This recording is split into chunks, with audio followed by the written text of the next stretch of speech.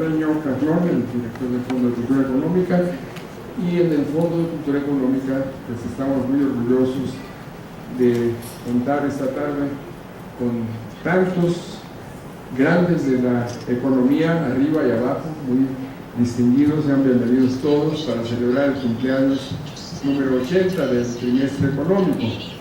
Esta publicación especializada del fondo, de nuestra editorial, que por cierto alega una paternidad extraña sobre el trimestre, a pesar de que la revista nació unos meses antes de su supuesto padre, el Fondo de Cultura Económica.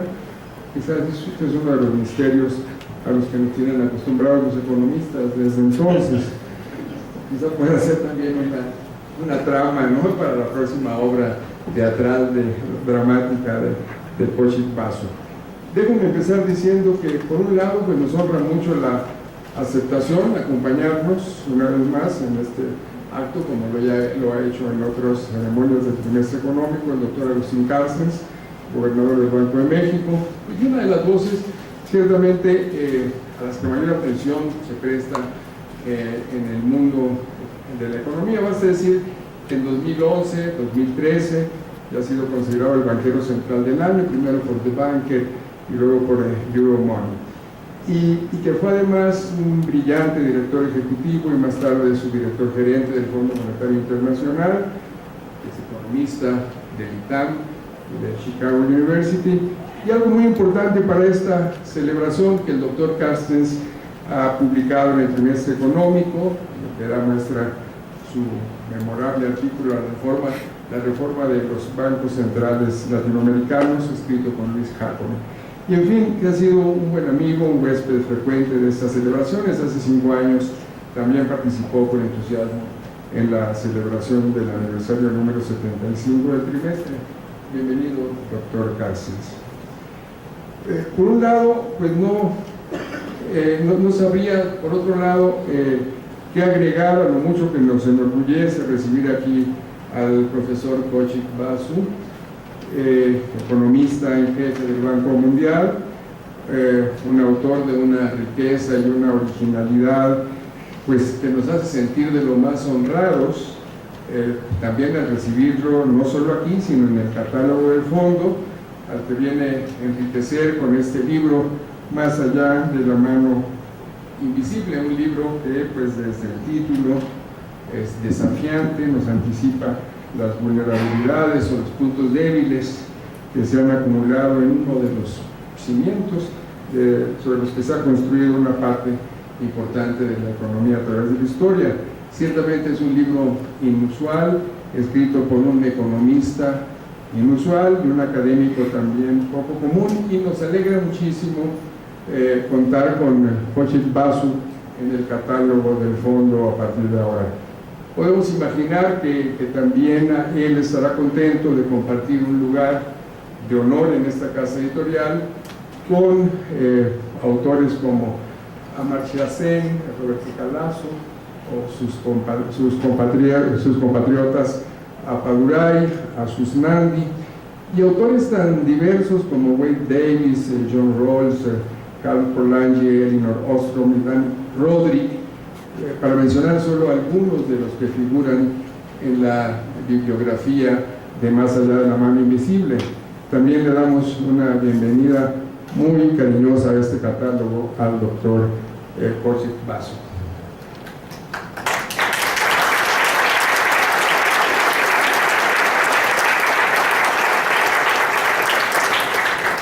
Completan esta mesa el director del trimestre económico, el doctor Fausto Hernández Trillo, pues también con una brillante trayectoria académica en la investigación, en la docencia, hay que decir, digno heredero ahora del sitial que en esta revista inauguraron, pues nada menos que Daniel Cosío Villegas y Eduardo Villaseñor. Bienvenido a tu fiesta, Fausto. Y también está con nosotros Tomás Granados, gerente editorial del Fondo de Cultura Económica y uno de los impulsores de este programa editorial del que les voy a hablar enseguida.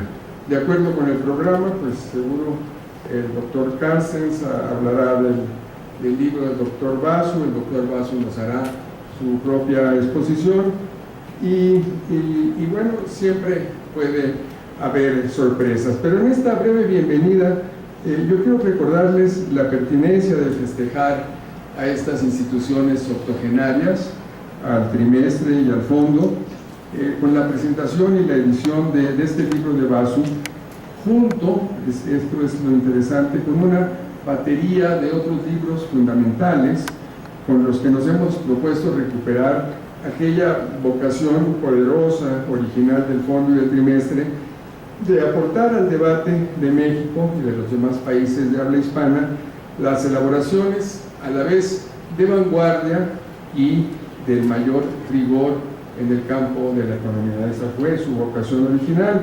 En otras palabras, este libro forma parte del esfuerzo desplegado en estos años por recolocar al fondo en el centro de las discusiones sobre temas económicos de otros campos, pero también de traer al libro en español, al mundo del libro en español, los temas centrales del debate económico y social que se está dando en todo el mundo. Así, unos meses pusimos a circular este otro libro, Economía del Bien y del Mal, la búsqueda del significado económico desde Gilgamesh hasta Wall Street, el checo Thomas Sedlacek, y pues es un recorrido por la historia en busca de claves sobre cómo se ha ido concibiendo los estudios, los problemas económicos. Y ahora les puedo anunciar que tenemos en preparación otras dos obras que nos proponemos que ayuden a profundizar en los debates en torno a la desigualdad, de la inequidad. Uno es El Gran Escape, Salud, Riqueza y el Origen de la Desigualdad, de Angus Deaton, escocés, un estudio de cómo los avances tecnológicos en la medicina ciertamente han permitido que buena parte de la humanidad pues, logre escapar de la privación, de la enfermedad y la muerte temprana, pero a la vez como cierto tipo de ayuda de los países desarrollados a los más pobres ha impedido atenuar las desigualdades sociales. El otro es escasez, scarcity, que hablamos hace un momento, por qué tener muy poco significa tanto, de Mulay Nathan y Eldar Shafir. Un análisis pues, muy fresco, muy refrescante del modo en que la percepción personal de escasez, sea de dinero, de tiempo, de espacio, influye en la racionalidad de nuestras decisiones económicas. Es un libro en la frontera entre la psicología y la economía, cargada de ejemplos graciosos, reveladores, que hasta orienta un desmentido bastante empírico a las teorías de la elección racional. Finalmente, quiero reiterarles el anuncio de que en noviembre próximo pondremos a circular el Capital en el siglo XXI, ya conmocionante trabajo de Thomas Piketty sobre la desigualdad a lo largo de la historia, las fuerzas que lo hacen pues, en estos términos casi inevitable. Por cierto, en el libro de Basu aparece Piketty, obviamente antes de ser este referente global que es hoy, en el libro de Basu solo aparece como coautor de un estudio de 2005 sobre el ingreso de los más acaudalados en la India en un periodo entre 1956 y 2000. Por cierto, hay en el libro de Basu ideas bastante afines con las de Piketty, como la necesidad de moderar la desigualdad esta que surge al nacer, que se produce con las herencias o la certeza de que se necesitan acciones concertadas globalmente para remediar los problemas de la desigualdad económica. En fin, es en este marco en que les traemos ahora Más allá de la mano invisible, un texto inusual, como les decía, por varias razones. De entrada, pues está escrito con muy buen humor, con soltura. Obviamente, ustedes lo saben mejor, los economistas aquí presentes, y lo comprobarán, con un dominio de la doctrina económica, las herramientas matemáticas que están tan en boga, pero sin aturdir con tecnicismos, con ecuaciones más inaccesibles para un público más amplio.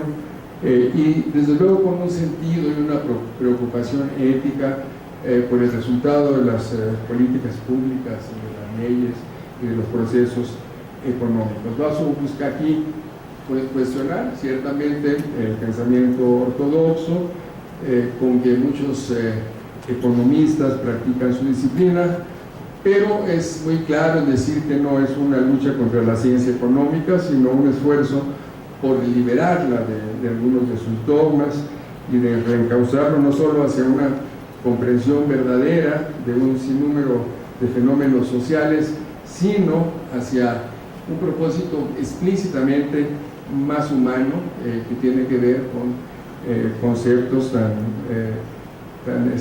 conocidos como la justicia y el bienestar. En suma, el libro sobre el que hablará Agustín Carlsen, pero primero lo hará el propio autor. Esperamos que también Fausto logre hacer algún comentario. Es en primer lugar un llamado a reconocer los límites de la economía como actividad científica, sobre todo, déjenme decírselo a tantos economistas aquí presentes, sobre todo cuando sus practicantes se toman demasiado en serio. Y creo que en el primer punto del orden del día tendríamos que darle las gracias a Basu por ayudarnos a relajarnos con su crítica, a la vez muy rigurosa y muy seria. Le quiero dar la palabra un minuto al director del trimestre económico, a Fausto Fernández Trillo, para que nos dé un marco y un acercamiento antes de pasar a la exposición de Xochitl Basu. Muchas gracias, señor director José Carreño Carlón. Muchas gracias al doctor Agustín Carstens, el gobernador del Banco Central, por aceptar gustosamente la invitación para esta celebración, y pues también muchísimas gracias a Xochitl por aceptar también platicar con este auditorio mexicano. Yo no tengo mucho que decir, ya Pepe ha realmente puesto en perspectiva el motivo y por supuesto un poco del contenido del libro de Xochitl, pero creo que todos estamos ansiosos de escuchar a nuestros dos invitados. Muy bien, muchas gracias Fausto y muchas felicidades por tus 80 años, por los 80 años del trimestre económico. Y bueno, creo que efectivamente ya todos están ansiosos por escuchar al doctor Xochitl Basu, y vamos a intercalar quizás ya en nuestra conversación posterior algunos datos de su muy original trayectoria personal, también de su formación, de sus principales concepciones, pero por lo pronto le damos la palabra. Thank you very much, José Carreño, the Governor, Agustín Carstens, Fausto, I'll stick to the first name since I had lunch earlier, Tomás Granados. Now that I have mispronounced 4 names, let me get into today's topic. Ladies and gentlemen, thank you very much for giving me this opportunity and for being here for this occasion. This is a very special occasion for me because this book and some of my other books have been translated into several languages, but never before, I don't know why, into Spanish. So really it's a source of great joy for me, and it also means a lot happening in Mexico, because for reasons I can't quite explain, I feel a very natural bond with your country. I've been here several times, and I have to say the color and the liveliness in the streets, also the multiculturalism, which to me today is very important in today's world, which we see in Mexico, is extremely heartening. I come here and feel very naturally at home, so thank you for giving me this opportunity. In fact, to check out whether I will feel at home everywhere or not. 5 years ago, I spent 3 days with a family outside of Oaxaca in a small place called Teotitlan de Valle.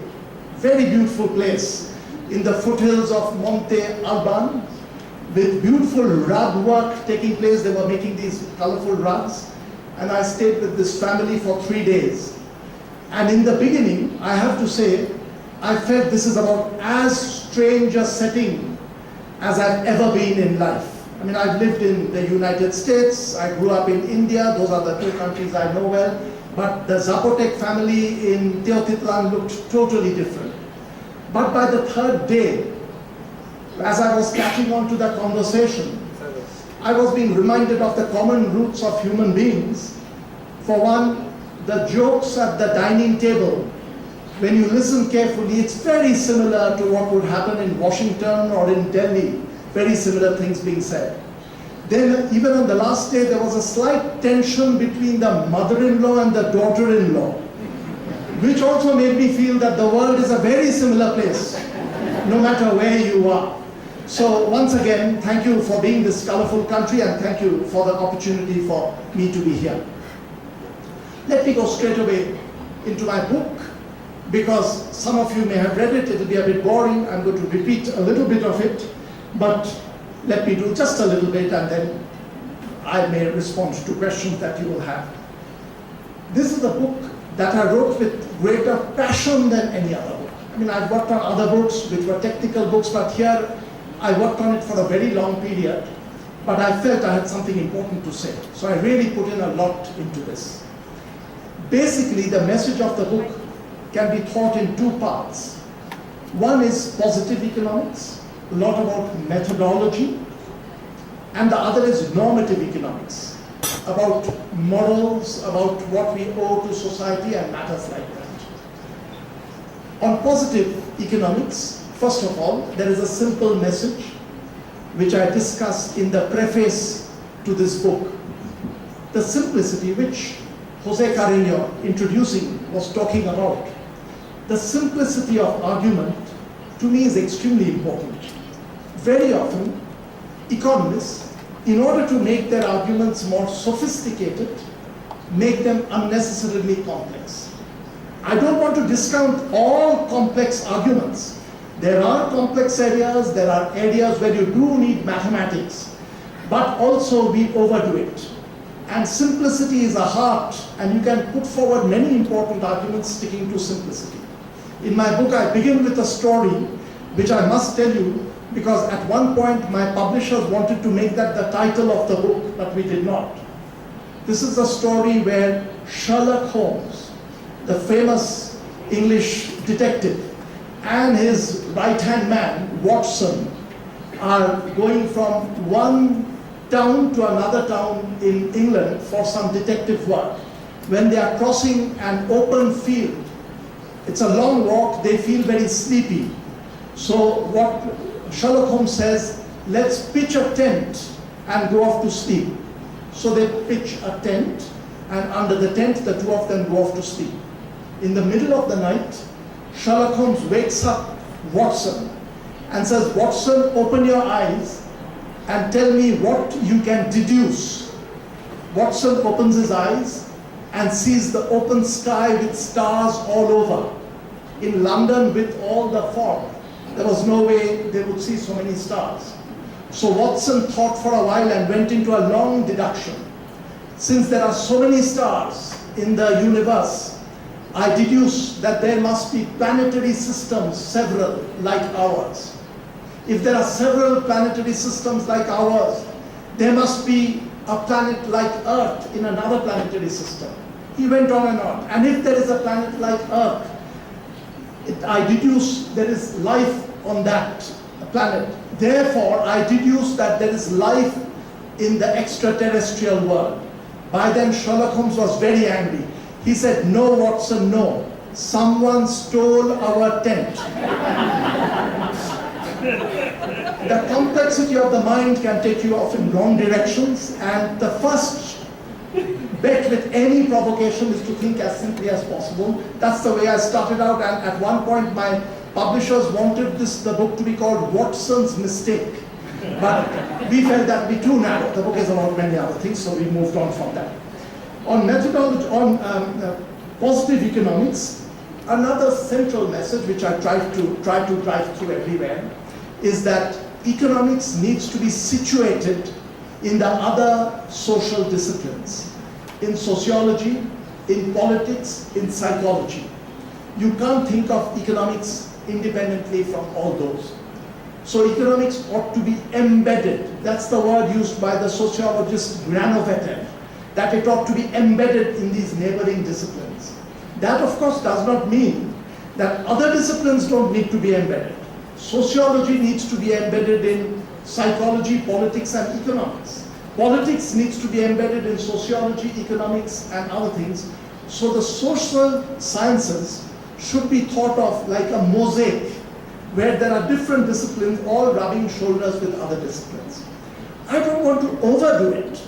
There are many areas of economics where you can do pure economic analysis using technical methods that we use. So that can't be dismissed. But a lot of the deeper understanding of why one society progresses, why another society does not progress, a lot of it is to do with the neighboring social sciences. And especially from also my practical policy work, which I went and did in India for 3 years, I became convinced that getting your fiscal policy right, that is what I was doing for 3 years, fiscal policy for India, very important. Getting your monetary policy right, very important. All those things are important. But a lot of human success and failure also depends on how human beings think, the mindset, the social behavior of human beings. Do they trust one another? There are studies which show that societies which have a natural tendency to trust one another do better than societies where people do not trust one another. But of course, these social characteristics cannot be changed at one go. If you begin to trust one another in a society where you should not be trusting one another, you will do very poorly because you will be cheated repeatedly. So trust and trustworthiness goes together. These kinds of social mores are important, and a large part of my book talks about that. There is also a lot of discussion on methodological individualism. Starting with Schumpeter's famous writing, where he coined the term methodological individualism, economics is rooted in methodological individualism largely. Kenneth Arrow, in a beautiful essay in American Economic Review, points out, first of all, that even mainstream economics does make use of non-methodological individualistic elements quite a bit, and there should be scope for more. And my book also goes a lot into a discussion of methodological individualism and non-methodological individualism. Identity and the group behavior is extremely important. You've seen in colonial periods, when the colonial oppressors would come into a country, they had a shared identity of the group that allowed them to function in certain ways. This is a very dangerous topic because group identities can be used in good ways and bad ways. But this is a topic that we have to have our eyes open and recognize that. So a lot of my book talks about that. Finally, and I can't go into everything, if I were asked what my heart is most in this book, it's a discussion of law and economics. One of the big problems, a big problem in your country, big problem in a lot of emerging economies, is that you very often draft good laws, but the laws don't get implemented well. You keep talking about all the time. I feel that we economists have made a fundamental mistake in the way we analyze law and economics. The way we typically view law is we say that when a new law comes into existence, it changes the game that society is playing. So the returns that you get from certain kinds of behavior change. And that's why you begin to behave differently. If there is a new law which says that if you drive over 60 miles per hour, you will be punished. Now when you are about to drive above 60 miles per hour, in your calculation is the fact that you will be caught and punished if you drive faster, and that changes your behavior.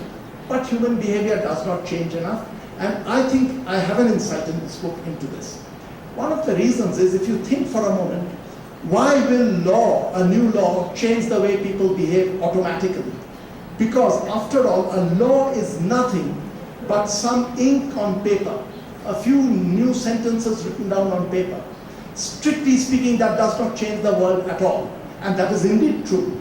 After a new law has come into existence, if everyone collectively looked the other way, the police does not catch you, you ignore it, then actually the law has no impact. So how come the law has an impact? Over here I draw on some legal scholars and philosophers like Cass Sunstein and point out that actually the reason why law works is it creates new focal points in your heads, expectations about other people's behavior. And it's this collective change in expectations in other people's behavior which results in the law affecting human behavior or not affecting. Once you adopt this, I call this the focal point view of law, because the law changes the focal point of your perceptions. And I'm drawing on Thomas Schelling's work on this, and this leads or does not lead to different kinds of behavior. And I feel it is very important to view law through this different light that I'm suggesting. Let me switch over to a couple of the normative messages in the book, and I will stop with that. The normative message is that in economics we have been very concerned about efficiency. And you know, I am an economist. I feel that efficiency is important. When I look at some government functioning where the inefficiency is huge, I can't help but feeling that with small changes in administration, improving the business ethos, you can get a lot of benefit out of that. But efficiency is not the only one. There is also something called fairness and justice, and we have not paid enough attention to that. Inequality, which was referred to again in the introductory remarks, has come into vogue. Thomas Piketty's book, which I think, it's not that I agree with everything being said in the book, but it's a very important book. It draws our attention to something which is huge in the world and extremely important and we should be aware of. This is the extent of inequality. You know, a certain amount of inequality will be there in life, and you also need it. It creates incentives, people work better, you get development from that.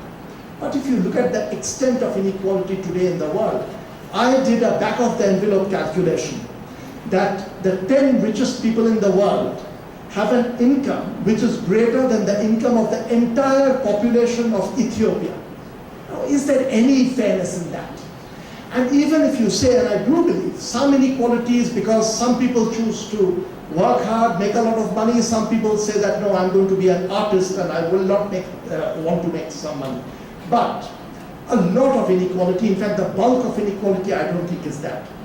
This to me, the eye-opener is in Calcutta. I come from Calcutta, and every time I visit Calcutta and go for a morning walk in a very wealthy area of Calcutta and see these palatial houses, the thought just does not get out of my head that if some children from the slum, the deepest slums of Calcutta, the sort of slums where Mother Teresa used to work, if some children come from there to these houses and homes and feel upset that they don't stand a chance, to tell these small kids that if you work hard, you will also make it, is nonsense.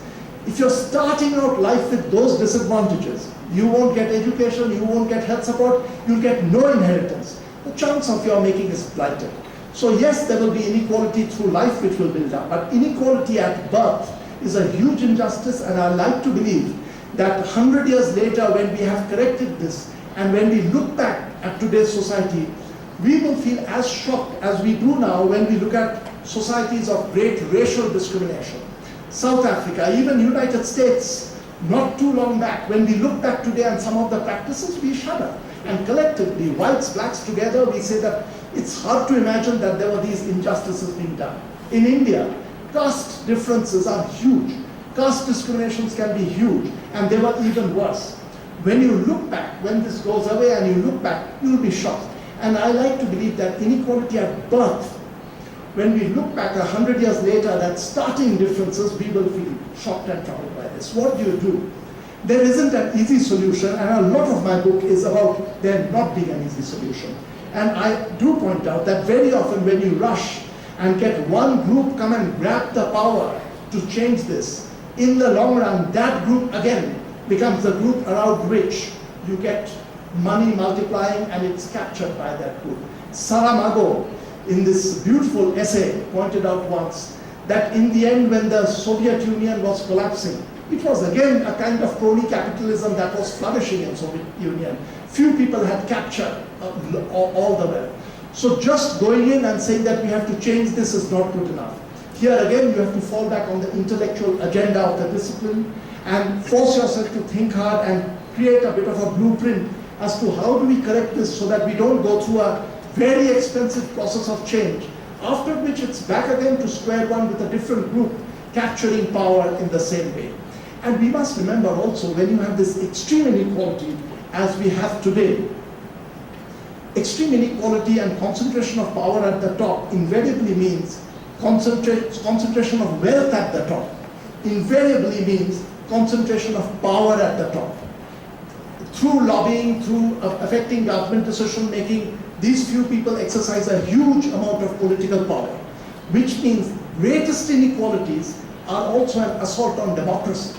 So if you want democracy to function well, you have to pay attention to this. But don't forget the bottom line message which is there throughout this book.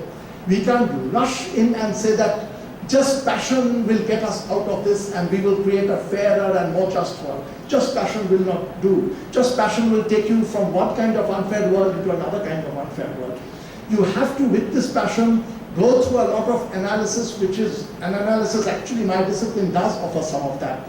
The law of the market cannot be dismissed. So when you are thinking of repairing some of the injustices, you have to remember John Stuart Mill's beautiful observation that you may not like the laws of the market, but for that reason you cannot ignore the laws of the market.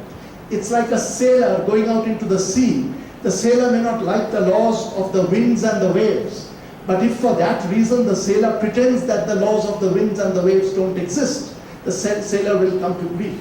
So you have to recognize the laws of the market and then utilize them for not just efficiency in society, but for a fairer society and for a more just society.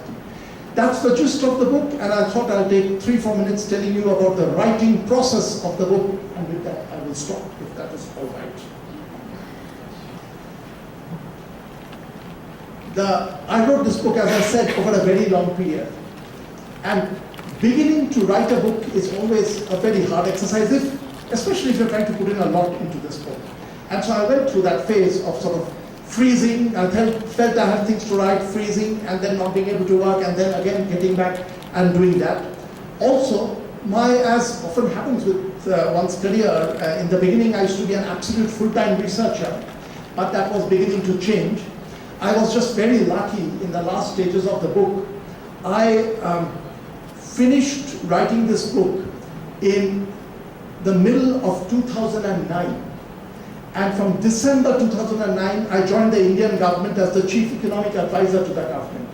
And really, I now, when I look back and think, if I had even 1 month's work to be done on the book when I took on my Indian government job, I wouldn't have done it. Because once you go into the policy world, it's the sudden calls, the sudden things happening where you stumble and you get drawn into that. So I finished it just about a week before that, and just a couple of weeks before I took on this job. And subsequently, I plan to go back, do some more further work on that. And this book, in many ways, I do in this book mention that it is a very incomplete book because it raises issues. It says that you have to bring in a lot of expertise, analytical expertise to come up with prescriptions, but the book does not do enough. Let me give you one more word of warning and stop. Economics has two kinds of analysis we use. One is data and evidence-based analysis, and the other is deductive reasoning. In economics, for a long time, there was an excessive stress on the deductive reasoning and mathematical models, and we felt a lot of frustration that there was not enough data. This has improved a lot. We have huge amounts of data now. I have one worry, that we will swing over to the other side and do very poor deductive work. And what very often, in the name of evidence-based analysis, what we are doing is evidence-waved analysis. We wave a little bit of evidence to people and then jump to all the conclusions that we anyway wanted to jump. And this book is also a bit of a case for better deductive reasoning to be brought to the domain of economic analysis and policy making. With that, let me stop. Thank you very much.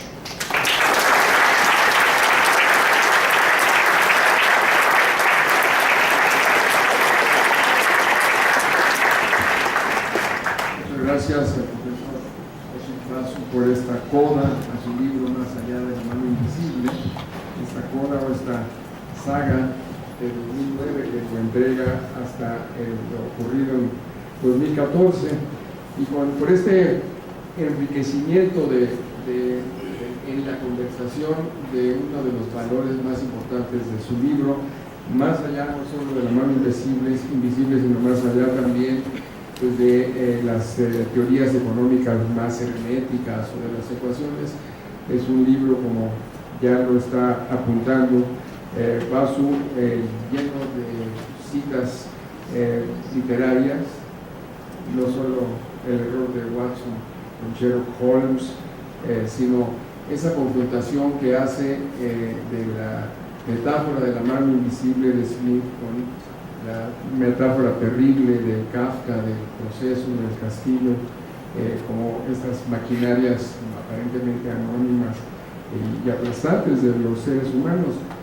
Por ahí desfilan Roberto Calasso, este gran escritor y editor italiano, Saramago, que también lo menciona, lo mencionó ahora, Simone de Beauvoir, Tennessee Williams. Es un libro realmente de un humanista que pues por lo visto también obedece a los altos estándares del rigor ético y profesional en el campo de la economía, y que muchísimo le agradecemos que haya participado en este acto conmemorativo de los 80 años del trimestre económico. Muchas gracias, Oshikbasu. Y ahora terminamos con este acto conmemorativo de los 80 años del trimestre económico con la presentación del doctor Agustín Carstens, pues que obviamente no necesita presentación, quien no conoce al gobernador del Banco de México, nuestro Banco Central, en el que el doctor Carstens pues ha ligado más de 3 décadas. Ya les decía que en 2011 y 2013 pues fue considerado el banquero central del año, el banker luego por Euromoney. Quien no sabe, que fue el secretario de Hacienda, director ejecutivo y subdirector gerente de Fondo Monetario Internacional. Quizás me faltaría recordar simplemente que es miembro de diversos consejos y comités internacionales abocados a temas pues, muy sensibles, muy delicados, a lograr la estabilidad financiera, la evaluación de riesgos, la cooperación financiera entre los bancos centrales, y subrayar algo que es muy importante para esa conmemoración. He escrito numerosos artículos en prensa y en publicaciones especializadas, entre ellas pues el trimestre económico. Ya les decía que aquí publicó un artículo memorable, la reforma de los bancos centrales latinoamericanos, con Luis Jacome, y que la cercanía del doctor Carstens con esta publicación se manifestó también hace un lustro cuando nos acompañó para festejar los 75 años del trimestre, como hoy lo hace en este acto conmemorativo de los 80. Le agradecemos mucho, doctor Carstens, su presencia en la granja. Bueno, pues muchísimas gracias. En primer término, me gustaría agradecer la amable invitación que recibí del Fondo de Cultura Económica para participar en la celebración de los primeros 80 años de la revista Trimestre Económico, una publicación académica de mucho prestigio y que es la de mayor antigüedad en nuestro país. Tal como la concibieron sus fundadores, entre ellos de forma destacada don Daniel Cosío Villegas, el trimestre ha tenido un papel central en el desarrollo de la ciencia económica en México y en América Latina, y ha contribuido a la formación de varias generaciones de economistas. Pero sobre todo ha sido un ejemplo de la vitalidad de la ciencia económica, manifiesta en la diversidad y pluralidad de trabajos de investigación y de reflexiones novedosas provocadoras y estimulantes. Cabe señalar que la mayoría de los impulsores y fundadores del trimestre económico fueron también parte importante del Banco de México en sus primeros años de vida, ya sea como fundadores y miembros del primer Consejo de Administración del banco, como fue el caso de Manuel Gómez Molín, sea como directores del Instituto Central, que es el caso de Eduardo Villaseñor y Gonzalo Robles, o como funcionarios o investigadores, como sucedió con Daniel Cosío Villegas. De esa forma, el trimestre económico y el Banco de México establecieron una particular sinergia en la promoción de la investigación económica y en la formación de capital humano de gran calidad dedicado a la política económica.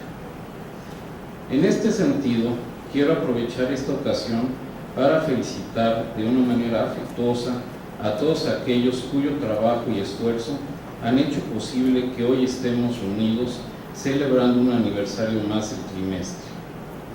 En esta ocasión, con motivo de este aniversario, se lleva a cabo una conferencia impartida por el profesor Kaushik Basu, que lo acabamos de oír, una presentación sumamente elocuente e interesante sobre su libro Más allá de la mano invisible, Fundamentos para una nueva economía. Un libro escrito de una manera inteligente que sin duda despierta la curiosidad intelectual. El trabajo del profesor Basu es sumamente crítico al tiempo que muestra un gran rigor intelectual. Es un libro que abre la puerta a temas muy interesantes que deben ser atendidos por los economistas. ¿Qué mejor que hacerlo a través de revistas como el Trimestre Económico? En efecto, el trimestre siempre ha sido un foro abierto a todas las corrientes de pensamiento económico y escenario de un intercambio fructífero de ideas. Como el título de la obra del profesor Basu sugiere, parecería llegada la hora de cuestionar un planteamiento que ha sido fundamental en la historia del pensamiento económico y que es pieza importante de la teoría económica moderna, el paradigma o modelo de la mano invisible. Como todos sabemos, se trata de una formulación planteada por Adam Smith en el siglo XVIII, que para su tiempo representó una idea seminal que dio origen a toda una corriente económica. En breve, la teoría de la mano invisible postula que la libre concurrencia en el mercado de una multitud de individuos interesados en maximizar su propio beneficio arrojará a la postre un resultado eficiente y socialmente óptimo sin recurrir a un planificador central que tome las decisiones económicas. Cabe advertir, como lo hace el profesor Basu, que gracias al desarrollo de las técnicas económicas, primordialmente la economía matemática, dicha teoría se ha formalizado dando lugar al llamado primer teorema del bienestar. Dicha formalización es importante ya que permite apreciar con mayor claridad cuáles son las condiciones para que, en efecto, el sistema de mercado funcione como una mano invisible que guía a los agentes económicos a un resultado eficiente y socialmente óptimo. Ello es fundamental, ya que no podemos pretender aplicar el teorema de la mano invisible al mundo real sin tomar en consideración aquellas condiciones que son esenciales para que éste se cumpla. Del tono crítico del libro del profesor Basu se desprende la impresión que en los programas de economía de licenciatura y de posgrado solo se enseña el teorema y su derivación matemática y que este modelo después se aplica de forma dogmática. Sin embargo, en mi experiencia como alumno y profesor, si bien se parte de este teorema, yo diría que en los programas de economía en prácticamente todas las universidades se destina la gran mayoría del tiempo a encontrar métodos analíticos para lidiar con las consecuencias de que precisamente esas condiciones ideales de la mano invisible no suelen estar presentes.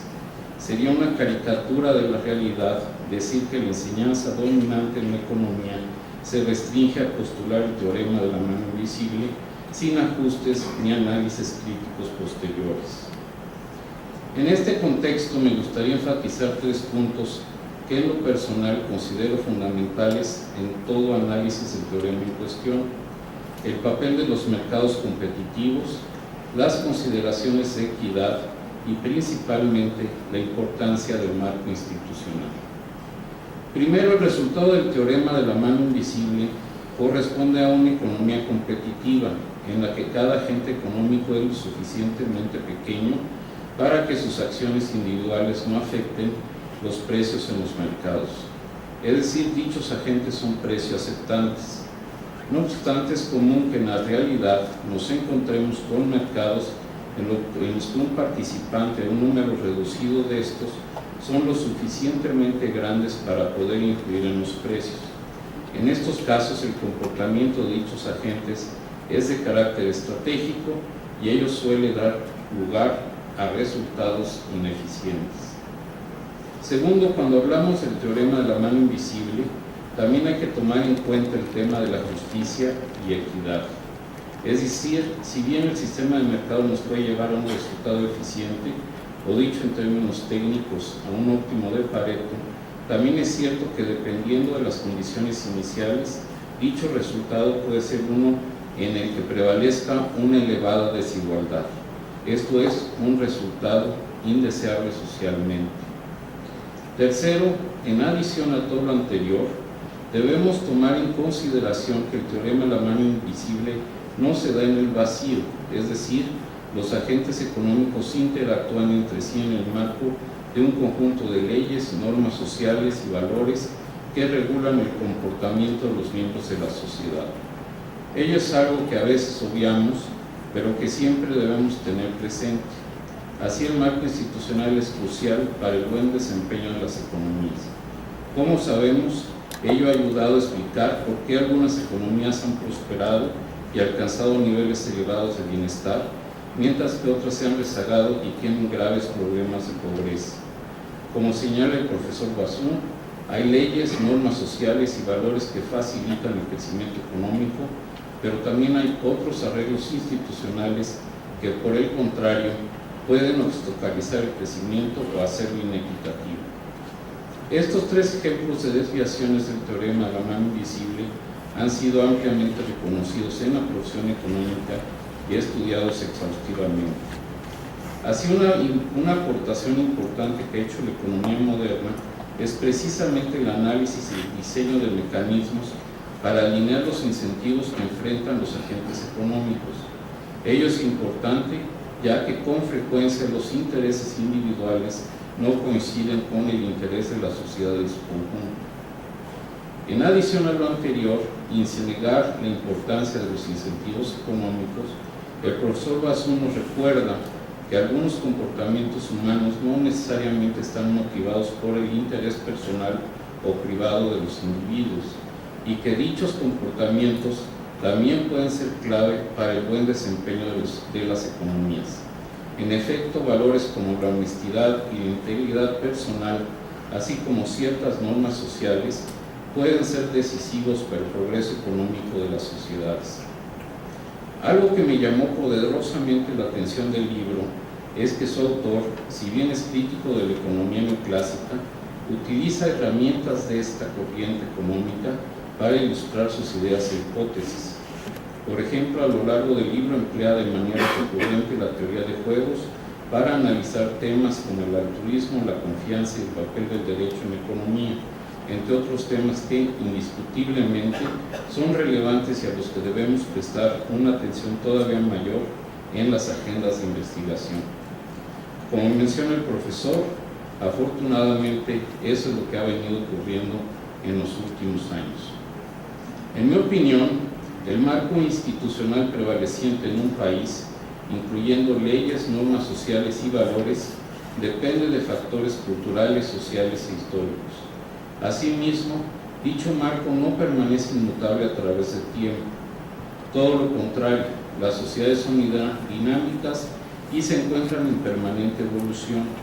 En este contexto, debemos profundizar todavía más nuestro conocimiento sobre aquellas instituciones que son más favorables para el crecimiento económico y sobre todo en la manera en que dichas instituciones pueden crearse y establecerse de manera firme en la economía de un país. Lo anterior requiere, como bien dijo el profesor, de un trabajo multidisciplinario en el que los economistas colaboren con profesionales de otras ramas del conocimiento